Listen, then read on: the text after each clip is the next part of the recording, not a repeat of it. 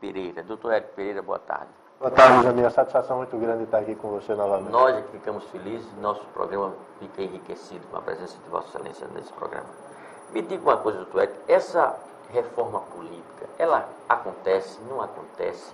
O que é que pode melhorar, o que é que não pode melhorar? Que avaliação o senhor, que é especialista nessa área, faz dessa tão propagada e tão querida reforma política que não saiba? Eu acho que o primeiro tema que se começou a discutir a reforma política, você veja que no primeiro dia existiram 171 emendas. Então eu não tenho assim muita fé que essa reforma política seja aprovada diante dessa falta de consenso. Você tem aí uma discussão muito grande, você tem um texto que foi aprovado pelos líderes para ser debatido, onde pontos importantes foram retirados. Eu acreditava numa reforma ampla, numa reforma estruturante. Aí sim, seria bom para o país. Mas a forma como ela está. Mas a forma como ela está sendo feita, Lujamil, você veja que o Brasil quer aprovar. O Brasil não, os líderes eles querem aprovar lista fechada sem ter o voto distrital.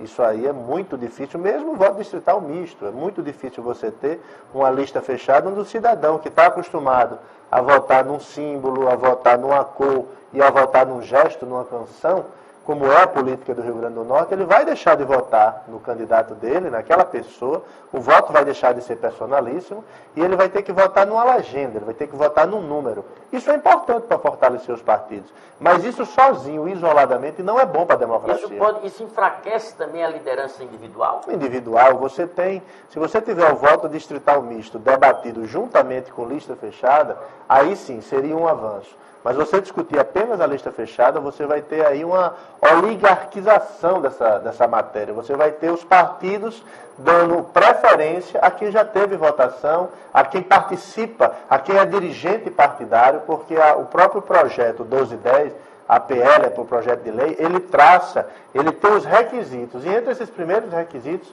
reside aqueles que têm votação, aqueles que tiveram na última eleição o maior número de votos, e o estatuto do partido é quem vai regular essa lista fechada.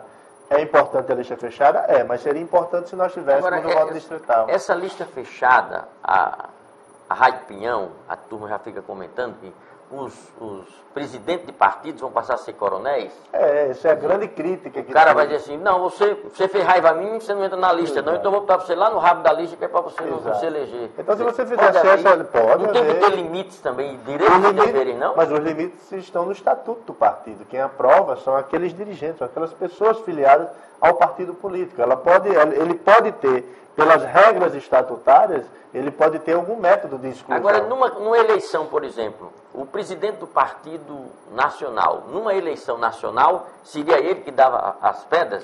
Numa eleição estadual, é o presidente estadual, e numa eleição municipal, o presidente municipal tem poderes para que o estadual não interfira ou nacional? Não, porque o estatuto ele é um só. Como esse estatuto ele vai ser aprovado, essas regras serão aprovadas pelo diretório, pela diretriz nacional. Essa diretriz ela vai ter âmbito de abrangência tanto no estadual quanto no municipal. Então a regra que for posta no estatuto, ela serve para todas as esferas de poder partidário. O que se tem Mas eu questiono o seguinte, numa eleição municipal, aí o presidente do partido lá vem a ver, ele diz, eu quero aqui, o candidato vai ser fulano. Aí a direção estadual diz, não, aí vai ser fulano, não, ali vai ser ciclano. Poderá haver as hipóteses, inclusive de intervenção, poderá haver essas hipóteses. Quem decide as eleições municipais... Não tem autonomia municipal. Quem decide as eleições municipais são aqueles convencionais que têm direito a voto naquelas assembleias na circunscrição municipal. Se houver qualquer diretriz que seja ferida, o diretório estadual poderá intervir. Hoje já é assim. Você imagine quando você tiver as regras da lista fechada. O que é que eles estão chamando de reforma fatiada? Reforma fatiada, Lujamir, porque foi dado como proposta, por exemplo, a proposta da OAB foi uma, o TSE ofereceu uma outra proposta com esse grupo de notáveis, e ao invés de se discutir uma reforma ampla, da forma como foi proposta, por exemplo, pela Justiça Eleitoral, os líderes se reuniram e resolveram criar apenas o voto, deixar o voto de legenda, a lista fechada, tirou o voto distrital, implantou o financiamento público. Ora, o financiamento Sim, público... inclusive o deputado federal Henrique Eduardo disse que é de suma importância, porque se tiver o financiamento público, acaba com Caixa 2. Não, pelo contrário. Nós tivemos um exemplo na Alemanha. Na Alemanha, Helmut Kohl, lá é lista fechada, ele foi flagrado com $1 milhão de Caixa 2. Ele teve que renunciar, ele saiu da política. Então, o Caixa 2, ele não... O financiamento público, ele não resolve... O Caixa 2, o financiamento público, ele deixa o liso com um pouquinho de dinheiro e o rico mais rico. Exato. É assim? E com um detalhe, esse financiamento público, além dele ter uma maior incidência do Caixa 2, porque haverá uma maior incidência do Caixa 2, você vai ter candidaturas exclusivamente para receber esse dinheiro. Você vai tirar 910 milhões, é a previsão... partido de aluguel. É a mesma coisa, você vai ter o cidadão, vai ter que pagar, porque é pago por todos nós vamos ter 910 milhões para financiar candidaturas que a gente sabe que não é a solução para a corrupção. Então, acho que esse atual modelo, que não seja do financiamento público, do financiamento privado, todos os países no mundo que têm financiamento público, eles estão optando pelo financiamento privado. O Brasil está entrando no retrocesso da história.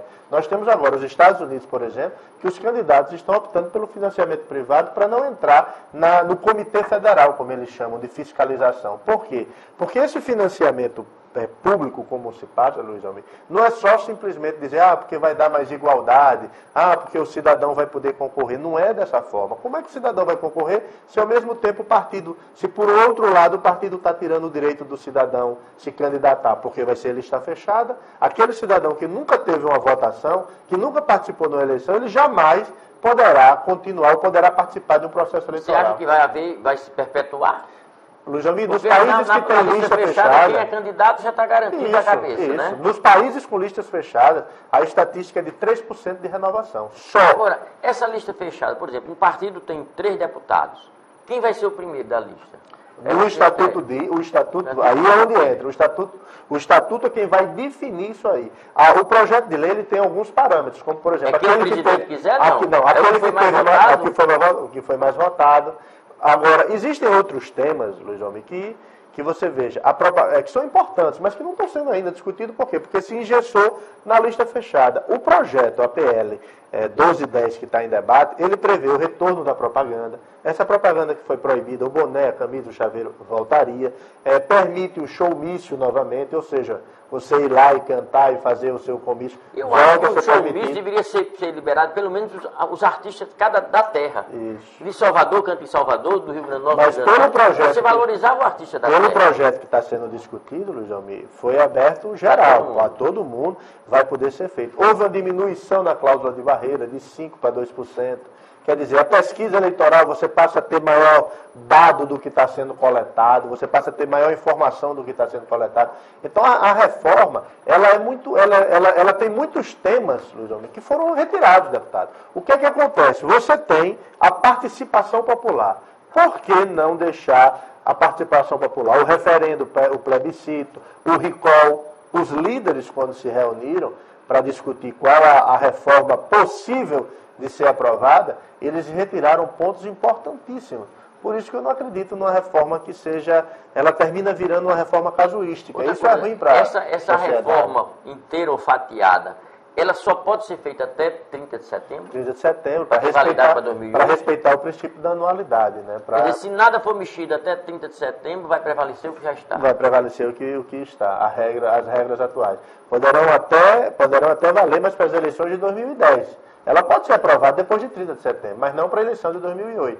Aí ela vai valer para a eleição de 2010. Por exemplo, a unificação das eleições é um projeto que foi debatido. Não está na proposta, na PL. A PL 1210 que estão debatendo não trata do tema unificação das eleições. Não há esse tema. Então, aquele prefeito que vai concorrer em 2008, ele vai cumprir um mandato de 4 anos. E você não acha que essa unificação dificulta para o eleitor? Porque é um número demais. Na atual eleição, quando você tem uma eleição estadual, você tem, na verdade, 5 eleições. Então, se você multiplicar essas 5 eleições, são quase 70 toques que você dá na urna. É muito toque. A cada número um confirma, você tem aí uma quantidade imensa. Imagine você incluindo mais 2 eleições, que seria o de vereador e o de prefeito. Então, a urna tem uma grande vantagem de auditar a cada votação, ele audita, porque a cada momento que você vota num candidato ou num partido, ele pergunta se você confirma aquele número. É o único país do mundo em que faz uma auditagem no momento da votação. Ele pergunta se aquele número que você digitou é o correto, aí você confirma. Então você vai ter uma quantidade muito grande. Mas eu acho que, em termos de economia, a unificação das eleições traria uma economia muito forte e daria uma estabilidade. Daria um trabalho nas primeiras, talvez, nas primeiras, adaptar, né? Mas você teria uma estabilidade maior administrativa nessa unificação e uma economia muito grande, ao invés de você estar a cada 2 anos produzindo uma eleição. João Moreno de Ponta Negra, ele pergunta se, na opinião do Dr. Eric, essa história de lista fechada e financiamento público não seria um atentado contra a democracia? Eu acho que a lista fechada, da forma como está posta, se fosse uma lista fechada com voto distrital misto, não. Seria um fortalecimento dos partidos, você poderia fazer até uma lista flexível, onde você pudesse, o cidadão pudesse modificar aquele critério, né, de escolha feito pelo partido. Então você teria um fortalecimento. Da forma como ela está sendo posta, a lista fechada pura, simplesmente pura, não. Aí realmente é um retrocesso. Você não pode formar oligarquias dentro de um partido político. Você tem o cidadão que, sobretudo na peculiaridade brasileira, é o que eu defendo. O Brasil tem peculiaridades que não admitem você importar ou copiar sistemas estrangeiros sem aplicar a nossa realidade. E nós temos muito aquela coisa da pessoa dizer assim, eu voto se for em você, se for em você, não voto. Exato. Eu vi uma frase do jornalista Walter Madruga, quando ele diz que gerações e gerações votaram dessa forma. E agora essas gerações que derrubaram, que lutaram pelas diretas já, que implantaram a democracia no país, essa geração vai ter que mudar essa forma de voto.